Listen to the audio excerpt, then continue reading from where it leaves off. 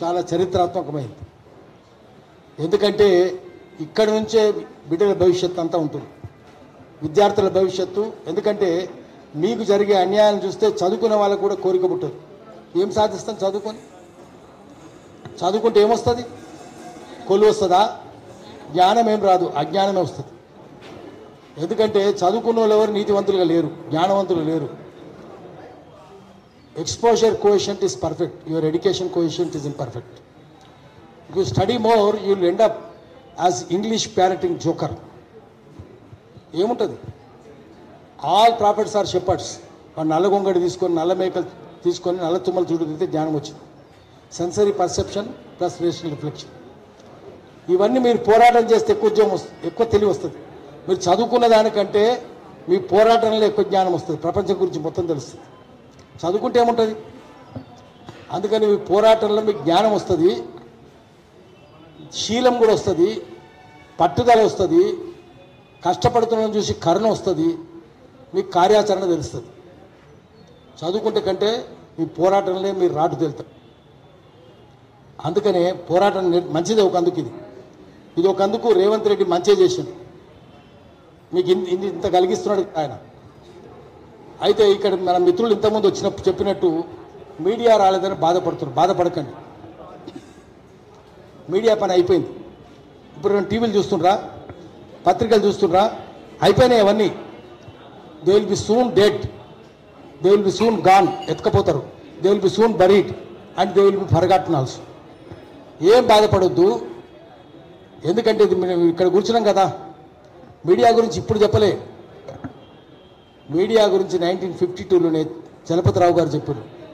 Media అంటే ఏంది, press అంటే ఏంటంటే freedom of press, freedom of owner of printing machines.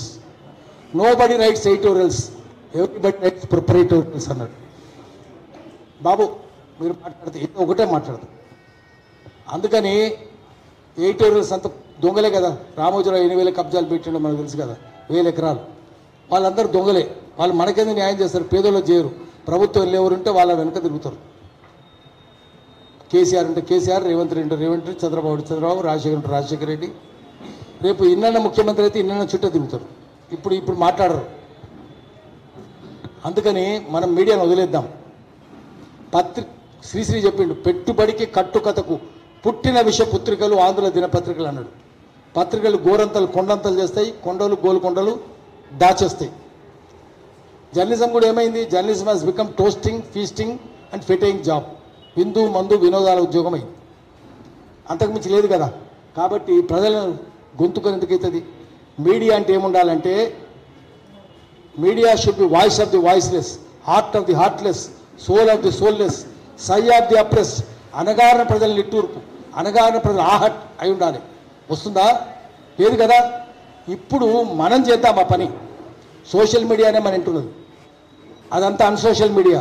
మన ఇంట మొత్తం సోషల్ మీడియా ఉంది కదా, మనం ఎందుకు బాధపడాలి? అన్సోషల్ మీడియా మన ఇంట ఉండదు, సోషల్ మీడియా ఉంది. మనం గట్టిగా దీన్ని సంతోషపడదాము.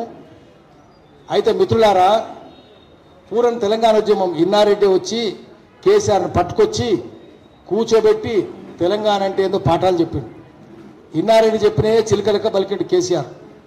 ఆయన సొంతంగా ఏం లేదు ఆయనకు, ఆయన చెప్పినే.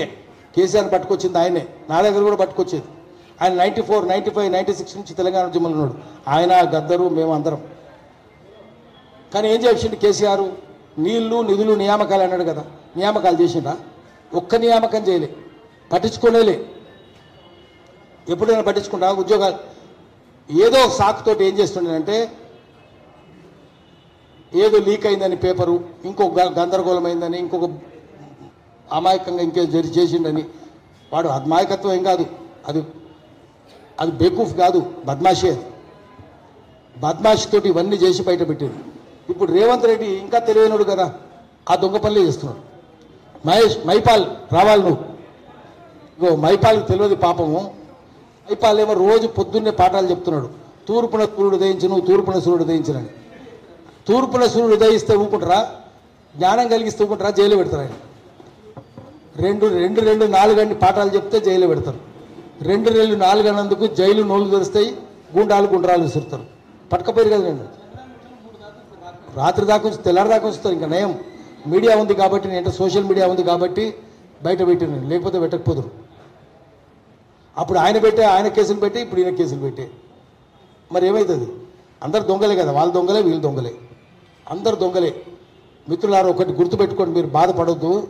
దేశంలో డెమోక్రసీ లేదు. డెమోక్రసీ అంటే ఏంది? Rule by people. ప్రజల రాజ్యం ఉందా? ఎంపీలు ప్రజల దొంగలే కదా, ఎమ్మెల్యేలు దొంగలే కదా, అందరు దొంగలే కదా.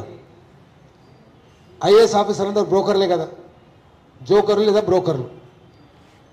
జడ్జిమెంట్ ఏమైనా న్యాయం అవుతుందా కోర్టుల్లో? ఏం వస్తలేదు.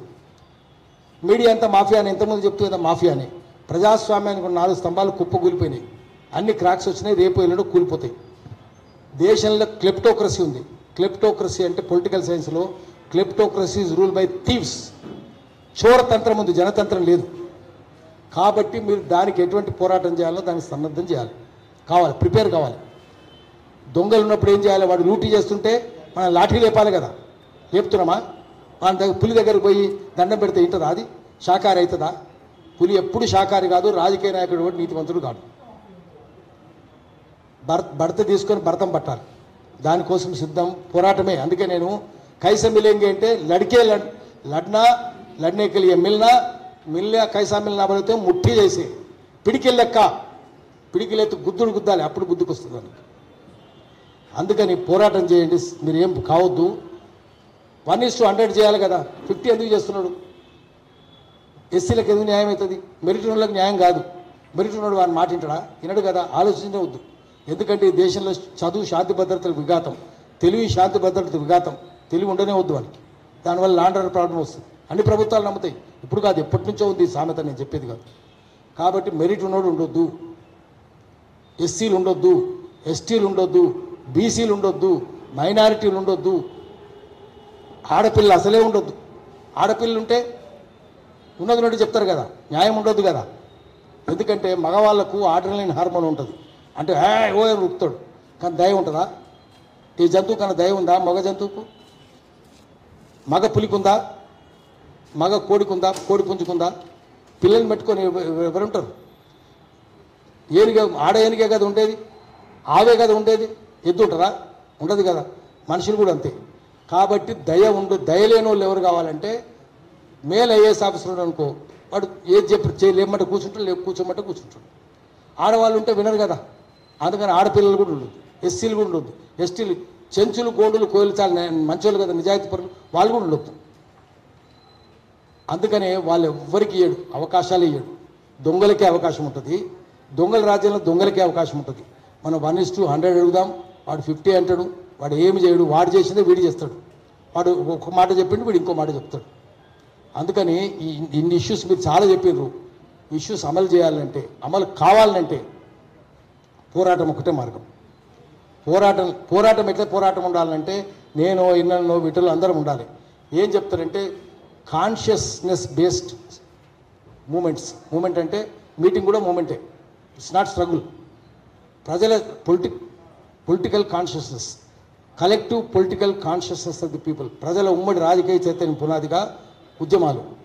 సాలిడారిటీ బేస్డ్ స్ట్రగుల్ అంటే దానికి సంఘీభావం ఉండాలి. అప్పటికే సంఘ హై అని, ఎందుకంటే మనకు అటున్నదేమో సంఘదిల్ అంటే రాతి గుండోడు ఉన్నాడు, దానికి మనం సంఘీభావం సంఘ హై అని చెప్పేటోళ్ళు కావాలి. అందుకని సాలిడారిటీ బేస్ నిర్మించుకుంటూ ఒకరొక్కరిని తీసుకొని పోయి సాలిడారిటీ బేస్. ఇన్నారెడ్డి అయితే ఎప్పుడు పోరాటాలనే ఉన్నాడు, ఈ విఠల్ కూడా ఉన్నాడు, ఇగో మైపాల్ కూడా ఉన్నాడు. ఇట్లా వీళ్ళందరూ తీసుకొని పోయి సంఘీభావము పోరాటం చేద్దాము. మీరు